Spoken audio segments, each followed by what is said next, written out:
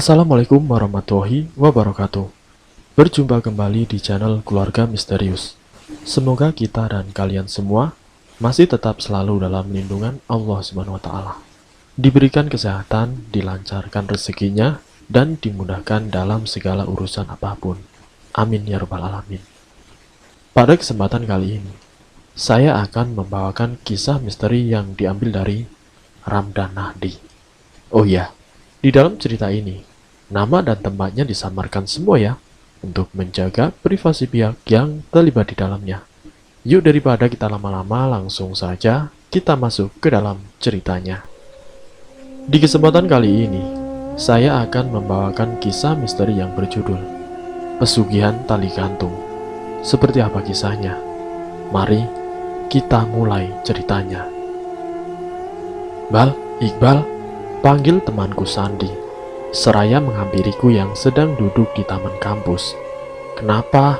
Sahutku. Sandi duduk di sampingku, sembari mengatur nafasnya. Riana itu ngekos di tempat kamu kan? Riana anak manajemen. Iya, kamarnya ada di atas kamar aku. Memangnya kenapa? Waduh, mending malam ini kamu jangan balik kosan deh. Terus, masa aku tidur di kampus? Memang ada apa sih? Kamu belum lihat beritanya? Aku dari tadi sibuk ngerjain laporan, mana sempat lihat berita. Coba kamu lihat di grup kosan kamu. Ah, males ah. Kamu tinggal ngomong saja. Ada apa sama Riana? Ini, kamu baca sendiri. Sandi menyerahkan ponselnya kepada aku. Terlihat sebuah pesan di grup WhatsApp. Aku membacanya perlahan, hingga sampai di kalimat meninggal karena bunuh diri. Dek, aku terkejut membacanya.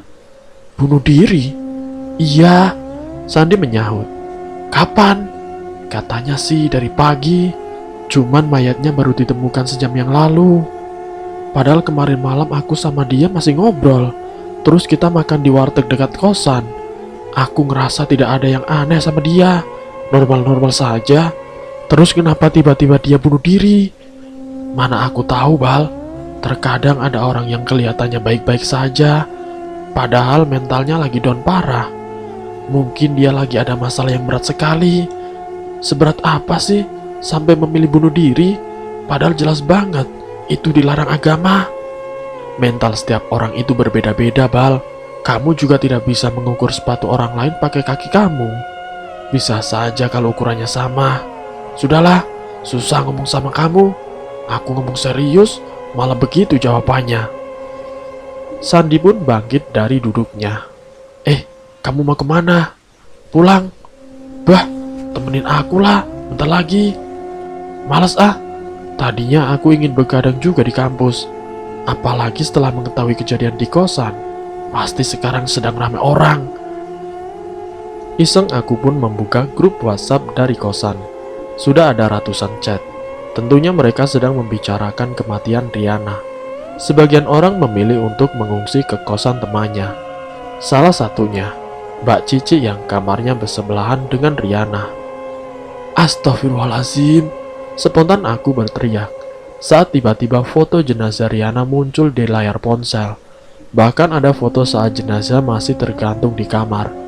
Bergegas aku menutup aplikasi WhatsApp dan menghapus foto tadi yang sempat terunduh otomatis. Saat akan menghapus foto itu, ada sebuah rasa penasaran muncul. Ingin melihat wajah Riana lebih jelas. Kuperbesar fotonya, hingga wajah Riana hampir memenuhi layar ponselku. Aku hanya fokus pada matanya yang melotot, dan juga lidahnya yang menjulur. Ya ampun, Riana, kenapa sih kamu melakukan seperti ini? Batinku, lalu aku pun menghapus fotonya. Tepat pukul 11 malam, aku pun pulang ke kosan. Kebetulan kosanku tidak begitu jauh dari kampus, cukup berjalan kaki sekitar 10 menit. Jalan sekitar kampus sudah agak sepi, hanya beberapa warung makanan saja yang masih terlihat buka. Salah satunya adalah warkop langgananku. Makan dulu kali ya, pikirku seraya berbelok ke warteg. Setelah menyantap semangkuk mie rebus dan bubur kacang, aku pun kembali pulang. Jalanan ke arah kosan terlihat sangat sepi. Bahkan penjual sate di gang dekat kosan pun sudah merapikan dagangannya. Aku berjalan memasuki gang. Saat melewati kebun kosong di samping kosan, tercium aroma kapur barus. Kok ada bau kapur barus? Pikirku seraya mempercepat langkahku. Apa mungkin jenazah Riana dimandikan di kosan? Kalau iya, pantas saja banyak penghuni kosan yang mengungsi sementara. Lalu kemudian bunyi deritan pintu pagar saat ku membukanya. Seketika itu aroma kapur barus semakin menyengat, ditambah bulu kuduk yang meremang. Saat aku sedang membuka pintu depan, krek! Pintu terbuka. Tidak ada satupun orang yang terlihat. Ruang tamu yang biasanya ramai, kini kosong dan lampunya gelap. Aku melangkah menuju lorong. Semua pintu kamar kos di lantai 1 tertutup rapat. Sunyi, tidak terdengar suara musik atau orang mengobrol sedikit pun. Aneh rasanya jika mereka semua sudah tertidur. Kamarku terletak agak ujung, tepatnya di samping tangga menuju lantai 2. Lantai 2 merupakan kamar khusus wanita, sedangkan lantai 1 khusus pria. Penghuni kamar lantai 1 tidak diizinkan untuk naik ke lantai 2, terkecuali ada sesuatu yang mendesak atau gawat darurat. Itu pun harus ditemani penjaga kosan. Pet, aku memanggil Petra, penghuni kamar di sampingku, kamar yang pojok. Kamu sudah tidur? Tanyaku. Tidak ada jawaban. Aku pun mencoba membuka pintunya. Ternyata terkunci. Tumben amat sudah tidur, gumamku seraya berjalan ke kamarku. Di dalam kamar aku menyempatkan waktu untuk memeriksa laporan. Tepat pukul 1 malam, baru pergi tidur. Suara itu kembali terdengar. Ah, ganggu aja. Gerutuku seraya menarik selimut, lalu melanjutkan tidurku. Kini 3 ketukan cepat terdengar jelas dari pintuku. Aku membuka mata, seraya menatap pintu. Siapa? Tanyaku, dengan posisi masih tiduran di atas kasur. Tidak ada jawaban. Siapa? Teriakku sedikit kesal. Ini aku, Bal, sahut suara perempuan dari balik pintu. Siapa? Aku Riana. Tidak usah bercanda deh. Bal, tolongin aku. Sudah gak lucu, sahutku. Tolong lepaskan tali di leherku, Bal. Sakit, Bal. Aku tidak bisa bernafas, ucapnya dengan suara seperti orang tercekik. Ada apa sih kamu? Nyuruh aku jemput pagi buta begini? Omel Sandi. Ceritanya ntar saja di kosan kamu, sahutku sambil naik motor. Buruan gas, tidak jelas kamu. Sandi pun melajukan motornya. Sesampainya di kosan, aku langsung menutup pintu dan jendela rapat-rapat. Ada apa sih, Bal? Kamu kayak orang ketakutan gitu. Sandi menegur. Kamu tidak bakal percaya dengan apa yang aku alami tadi, sahutku. Memang kamu ngalamin apa? Kamu didatangi Riana. Kok kamu tahu? Aku cuma nebak dari ekspresi kamu. Lagian sudah jadi rahasia umum kalau meninggal bundir itu suka gendayangan. Asli Desan, itu pengalaman paling horor yang pernah aku alami. Ceritanya bisa besok saja nggak, Bal? Kamu takut? Bukan, aku cuma ngantuk. Kamu lihat sendiri, sekarang sudah mau jam 2:30. Nanggung, San, bentar lagi subuh. Memang dasar orang kagak pernah sholat. Waktu subuh saja tidak tahu. Jam 4 kan? Jam 5 kurang 20. Mayan kan bisa tidur 2 jam lebih. Nanggung. Udah, aku ngantuk. Sandi pun meringkuk di atas kasur, sembari memeluk guling. Dari tadi mata ini sulit terpejam.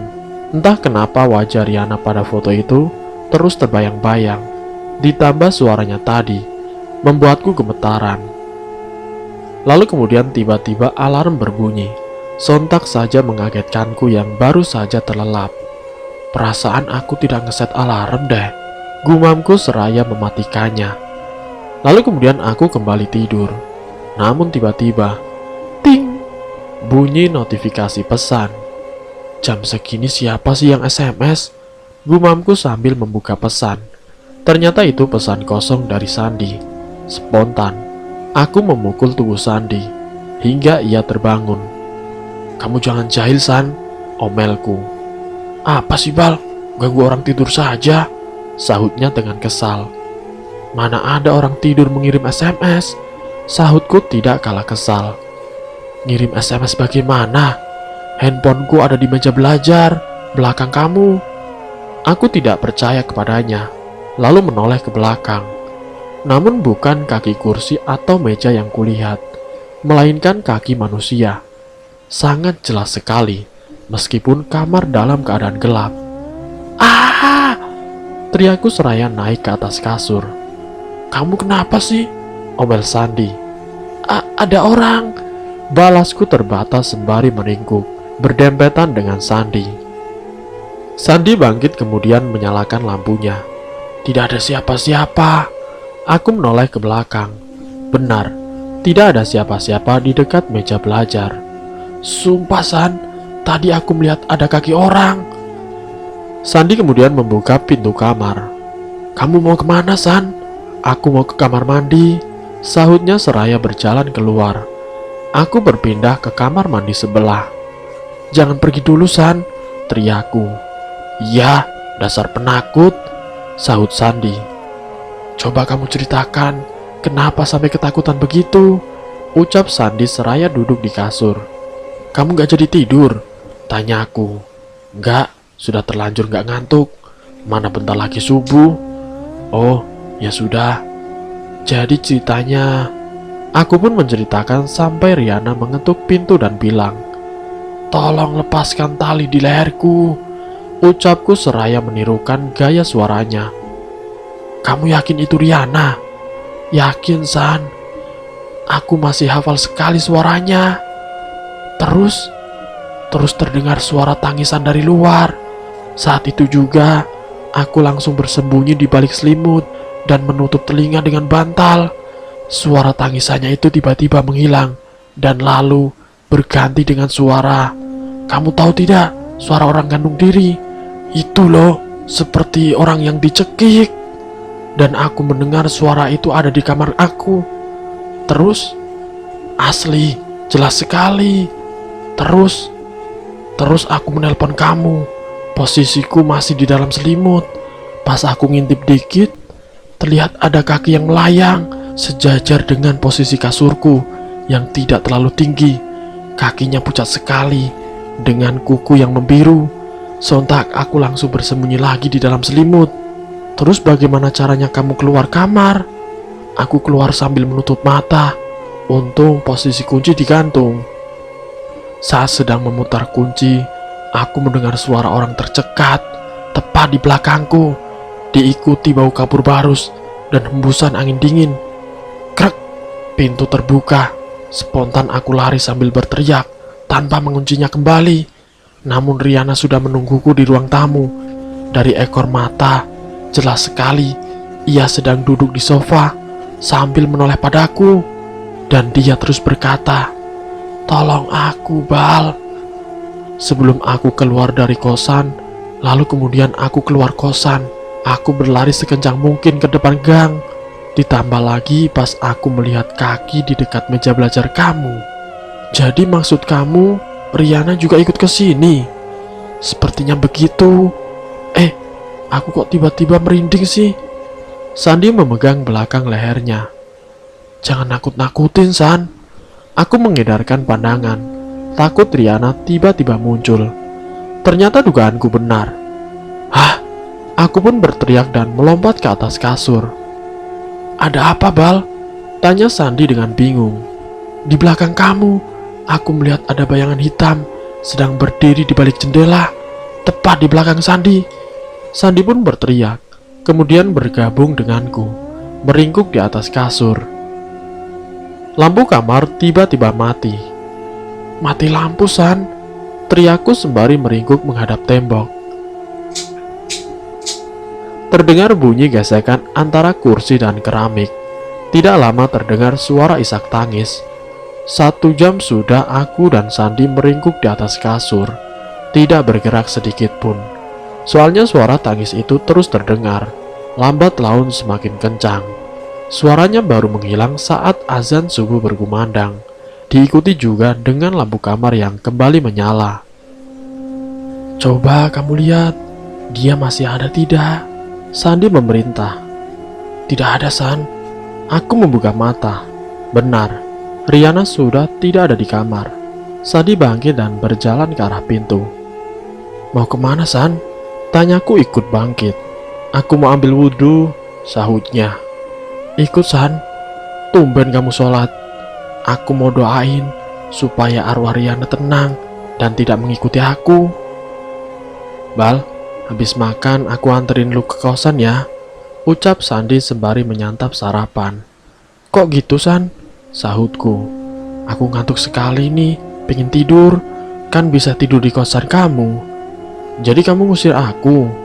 Tanpa rasa bersalah, Sandi mengangguk. "Aku pengen tidur tenang tanpa gangguan," ucapnya.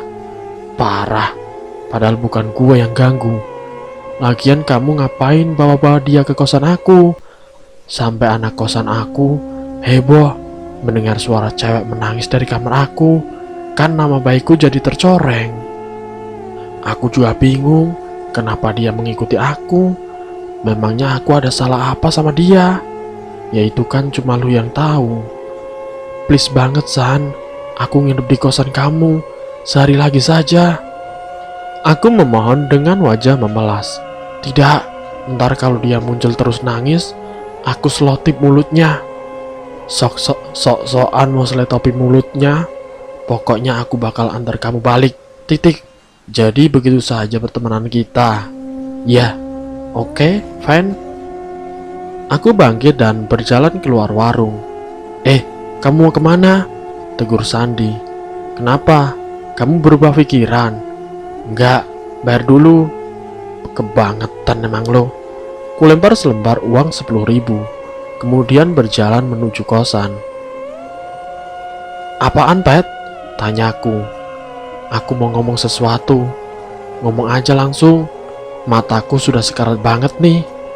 "Kamu semalam tidak bisa tidur juga?"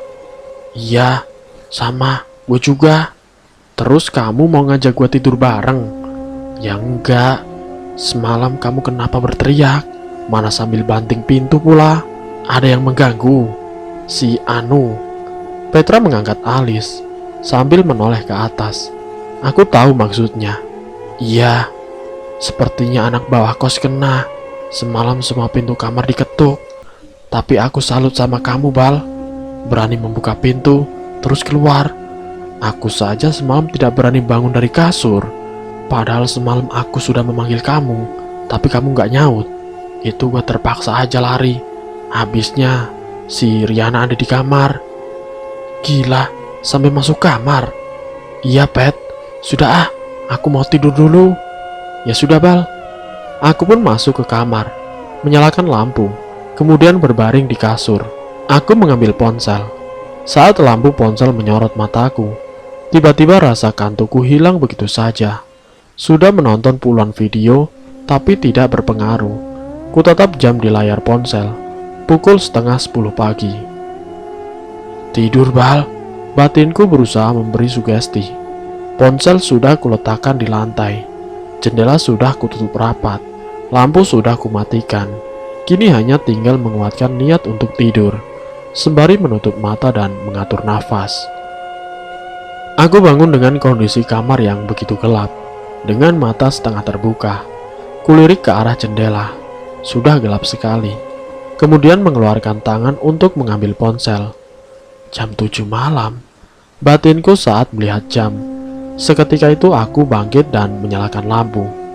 Jujur, aku masih trauma berada di kamar yang gelap saat malam tiba. Dengan kepala sedikit pusing, aku berjalan ke kamar mandi untuk mandi. Namun niat awal itu berubah, lebih memilih untuk membasuh wajah saja.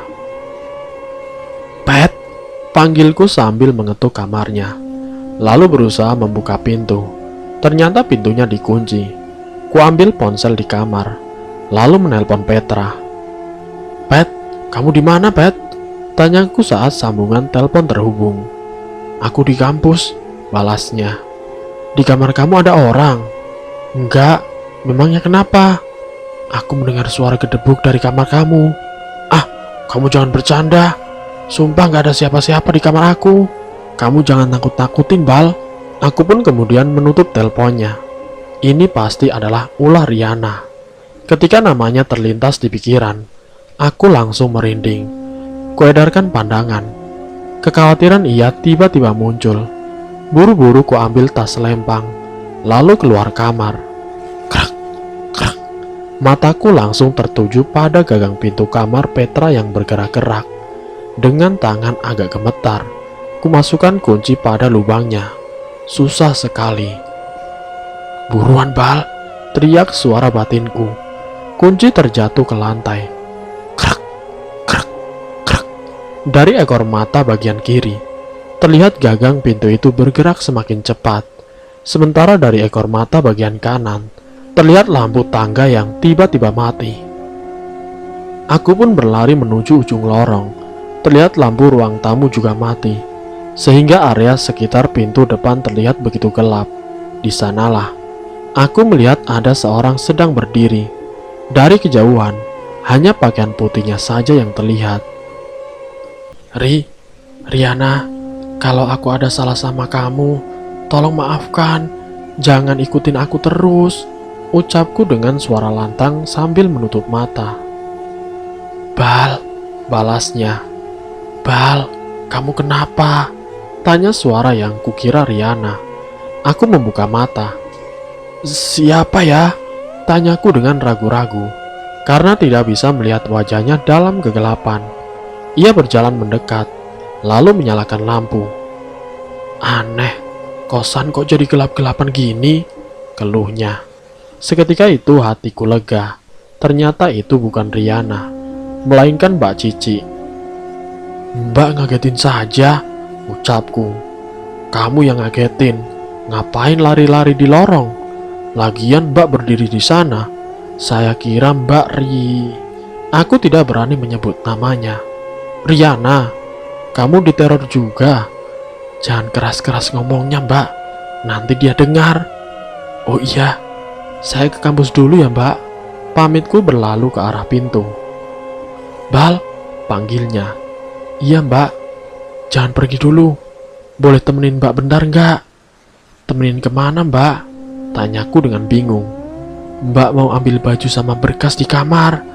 Kamar Mbak Cici ini terletak di ujung lorong, tepat di atas kamar Petra. Tentunya di samping kamar Riana. Aduh, Mbak, saya tidak berani naik ke atas. Kamu tunggu di tangga saja. Please temenin. Mbak juga takut. Ya sudah, Mbak. Aku terpaksa mengiyakan, meski sama-sama ketakutan. Apalagi barusan terdengar suara Riana memanggilku dari arah tangga. Kami pun berjalan ke arah tangga, yang lampunya sudah menyala kembali. Tunggu di sini ya, Bal. Jangan kemana-mana, pesan Mbak Cici sebelum menaiki tangga. Sambil menunggunya, aku berjalan ke kamar untuk mengunci pintu. Terdengar suara orang bergumam dari dalam kamar. Kali ini aku tidak begitu yakin berasal dari kamar Petra atau kamarku. Yang jelas bulu kuduk ini sudah meremang. Aku pun kembali berdiri di dekat tangga. Mbak Cici lama sekali sih. Gumamku sesekali menoleh ke atas. Krek! Pintu salah satu kamar terbuka. Spontan aku menoleh ke sana. Tidak lama Mas Ilham yang kamarnya berada di tengah muncul. Ngapain berdiri di sana, Bal? Tanyanya sembari mengunci pintu. Nunggu Mbak Cici, sahutku. Loh, bukannya rata-rata penghuni kamar atas lagi pada ngungsi? Iya, tapi tadi Mbak Cici baru pulang. Katanya mau ambil baju sama berkas. Cici beneran apa bohongan, Bal? Mbak Cici beneran lah, Mas. Orang tadi saya ngobrol kok. Oh, takutnya kayak Supri ketemu sama yang bohongan. Yang bohongan gimana, Mas? Ada yang nyamar gitulah. Kan kondisi kosan lagi horor gini. Duh, saya jadi merinding, Mas. Mas Ilham tertawa. Ya sudah, aku keluar dulu. Lapar. Oke, Mas. Sahutku kemudian melirik ke atas tangga. Seketika muncul keraguan kalau yang tadi itu adalah Mbak Cici asli. Ah, Aku yakin itu asli. Batinku tetap menunggunya turun. Sudah lebih dari 10 menit Mbak Cici belum juga turun. Ingin rasanya mengecek ke atas, tapi takut ketahuan penjaga kos. Brak! Terdengar suara pintu dibanting. Tidak lama terlihat Mbak Cici menuruni tangga dengan terburu-buru. Ayo Bal, ajaknya dengan wajah panik bercampur takut. Ada apa Mbak? Tanyaku keheranan. Sudah, nanti saja ceritanya. Kami pun melangkah cepat keluar kosan. Dari tadi Mbak Cici hanya diam saja. Padahal aku sangat penasaran dengan apa yang terjadi barusan. Mbak tadi lari kenapa? Riana, dia nampakkan diri Bal. Mbak tidak cuma mendengar suara cewek menangis di kamar Riana. Tadinya Mbak cuma mendengar suara menangis Riana. Terus pas Mbak mau keluar, pintunya tiba-tiba tidak bisa dibuka. Pantesan lama turunnya. Iya, mana ada yang ngetok-ngetok jendela kamar. Siapa? Mbak tidak berani ngecek Bal. Lagian kamar Mbak kan di lantai 2. Mana pas Mbak lagi coba membuka pintu, tiba-tiba terdengar suara langkah kaki di belakang. Untung pintunya keburu terbuka. Terus Mbak langsung turun saja. Pantesan mukanya panik sekali. Oh iya, katanya kemarin yang menemukan jenazah Riana itu Mbak ya? Iya Bal, cerita dong Mbak. Ah, enggak deh, Mbak takut. Masih terbayang-bayang juga sama wajahnya. Saya juga sempat melihat yang di-share anak-anak di grup WA. Parah sih mereka. Harusnya tidak di-share. Sekarang fotonya malah kesebar kemana-mana. Kasihan Riana. Apa mungkin gara-gara itu dia menjadi dendam ke semua anak kosan? Bisa jadi. Aduh, kalau tahu bakal ada kejadian ini, kemarin tidak saya perpanjang kosannya. Anak lantai 2 sudah ada yang cabut dari kosan. Mbak juga sudah mulai cari-cari kosan baru. Aduh, semakin sepi dong. Semoga saja anak lantai 1 pada bertahan, biar ada temannya. Tidak terasa kami sudah sampai di dekat kampus. Sebelum masuk ke area kampus, Mbak Cici mengajakku makan. Ia pun akhirnya mau sedikit cerita tentang kejadian kemarin. Jadi malamnya itu Riana sempat masuk ke kamar Mbak, terus meminta tolong dibangunin jam 7 pagi. Ucap Mbak Cici. Mbak bangunin. Nah itu dia, Mbak lupa. Soalnya pas pagi-pagi mesti buru-buru ke kampus, ada pengamatan. Mbak sudah coba telepon dia, tapi tidak diangkat. Sorenya Mbak sempat pulang sebentar, lihat kamarnya gelap sama pintunya ditutup. Mbak pikir dia ada di kampus. Gimana Mbak bisa menemukan jenazahnya? Jadi, Mbak Cici pun bercerita. Sekitar jam 7 malam, ia kembali ke kosan. Berhubung kamarnya berada di pojok, otomatis harus melewati kamar Riana. Saat melewati kamar Riana, ia mencium ada bau anyir. Awalnya ia menduga bau itu berasal dari tong sampah, tapi semakin malam baunya semakin menyengat. Mbak Cici mencoba mengecek sumber bau itu. Setelah dicek, ia sangat yakin kalau baunya berasal dari kamar Riana. Mbak Cici pun mengetuk-ngetuk pintunya, terus mencoba membuka kaca jendelanya. Bau sekali. Mbak Cici mencoba memanggil Riana. Mbak Cici pun menghentikan ucapan karena ada pramusaji yang menghantarkan makanan. Saat pramusaji itu pergi, Mbak Cici merinding dan mual-mual saat mengingat itu. Aduh, Mbak merinding Bal kalau mengingat itu. Makan dulu saja yuk, nanti dilanjutkan ceritanya. Padahal aku sudah sangat penasaran dengan kelanjutan ceritanya. Dengan cepat aku menyantap sepiring nasi goreng karena terlalu penasaran dengan cerita Mbak Cici. Buru-buru amat Bal, tegur Mbak Cici. Penasaran Mbak, sahutku lalu meminum segelas air. Kenapa penasaran sekali sih? Soalnya saya ingin tahu alasan dia mengikuti saya. Siapa tahu ada titik terang dari cerita Mbak. Ngikutin kamu bagaimana? Aku menceritakan kejadian yang kemarin, sementara Mbak Cici fokus menyimak sambil menghabiskan makanannya. Apa kamu ada salah sama dia? Tanyanya setelah aku selesai bercerita. Sepertinya enggak Mbak. Semalam sebelum dia meninggal saja, Masih ngobrol sama makan bareng? Atau jangan-jangan dia ada rasa sama kamu? Rasa apa? Udah gede masih pura-pura polos. Maksudnya Riana suka sama saya? Mbak Cici mengangguk sambil tersenyum. Bercanda, Bal. Mbak juga bingung dengan maksud Riana meminta tolong lepaskan tali di lehernya. Apa mungkin pas jenazahnya dibawa, talinya lupa dilepasin? Enggak, Bal. Kamu lihat sendiri, yang di-share anak-anak kos tidak ada talinya. Oh, iya juga ya. Terus kenapa dong? Mbak juga nggak tahu, Bal. Aku melirik makanan Mbak Cici yang sudah habis. Kalau begitu, lanjut ceritanya tadi, Mbak. Pintaku. Tadi sampai di mana ya? Mbak manggil Riana. Oh iya. Duh, setiap ingat itu masih merinding terus, Bal. Mbak Cici pun bercerita. Pada saat ia memanggil Riana, terdengar suara orang yang menyaut dari dalam. Mbak yakin, Bal, itu suara Riana. Tapi pas Mbak meminta bukain pintu, dia tidak menyaut lagi. Berarti yang menyaut itu setan dong, Mbak. Mbak Cici mengangguk, kemudian melanjutkan ceritanya. Mbak mencoba memanggil Riana lagi, tetap tidak ada balasan. Mbak Cici pun khawatir kalau terjadi sesuatu pada Riana. Kemudian ia melapor pada penjaga kos, Pak Karta. Penjaga kos mencoba memanggil Riana, tapi masih tidak ada jawaban. Hingga akhirnya, ia terpaksa membuka kamar Riana dengan kunci cadangan. Waktu pintunya dibuka, bau sekali, anyir campur bau kotoran. Kamarnya juga gelap, jadi tidak kelihatan apa-apa, ucap Mbak Cici. Pak Karta pun menyalakan lampu kamar Riana. Terlihat kamar yang begitu berantakan, namun tidak terlihat siapa-siapa di dalam. Lalu kemudian ia pun berjalan ke kamar mandi dan bersambung. Seperti apa keadaan tubuh Riana? Apakah Mbak Cici dan Mbak Karta menemukan jasad Riana? Nanti saya akan lanjutkan ke bagian yang berikutnya. Jadi untuk kalian, tetap stay di channel ini. Tentunya saya akan menceritakan kisah-kisah yang lebih menarik lagi. Terima kasih dan wassalamualaikum warahmatullahi wabarakatuh.